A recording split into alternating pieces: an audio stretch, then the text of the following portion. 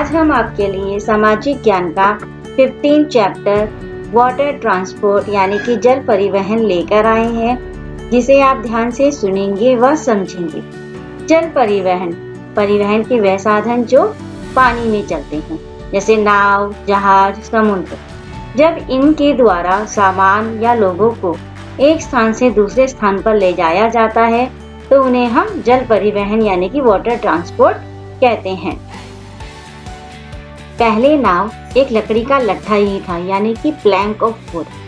इन्हीं को आपस में मिलाकर बड़ी नाव बनाए गए। सबसे पहले मिस्र वासियों ने नाव में पाल का इस्तेमाल किया, यानी कि मास्ट का यूज किया।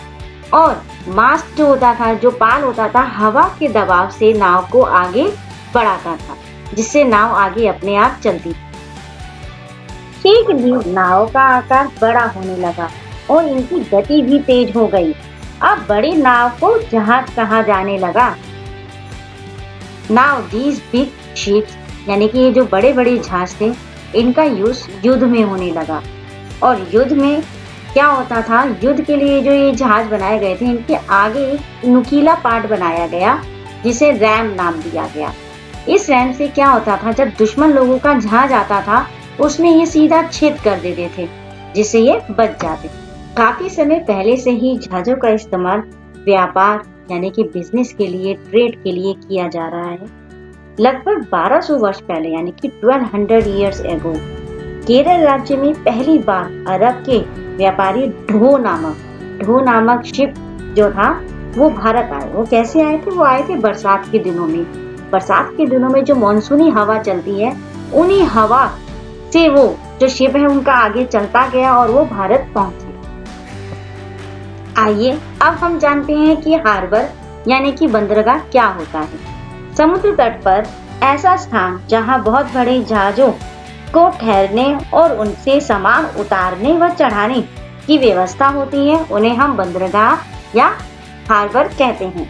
Harbour is a place where the large ships are anchored, loading and unloading facilities are provided there. उन दिनों का सबसे बड़ा जहाज यानी कि संसार का सबसे बड़ा जहाज टाइटैनिक जहाज था, जो अपनी पहली यात्रा हैम्पटन जो इंग्लैंड में था से लेकर न्यूयॉर्क जो संयुक्त राज्य अमेरिका में की तरफ जा रहा था। उस दौरान क्या हुआ, वो जहाज जो था एक हिमखंड यानी कि आइसबर्ग से टकरा गया, जिससे वो पानी में डूब गया।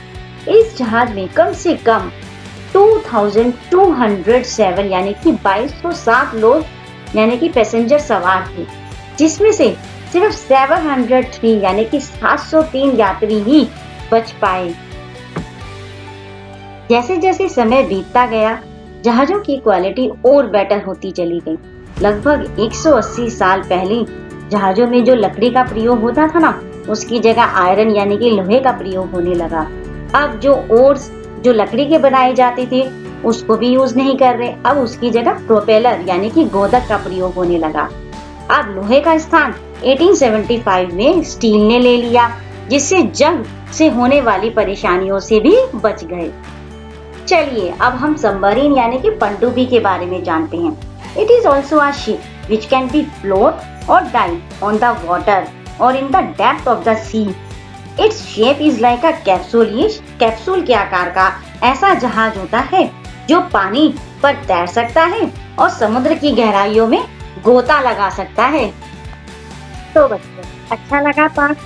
अब आपको पाठ से संबंधित कुछ वर्कशीट्स दी जा रही है, हिंदी और इंग्लिश दोनों लैंग्वेज में।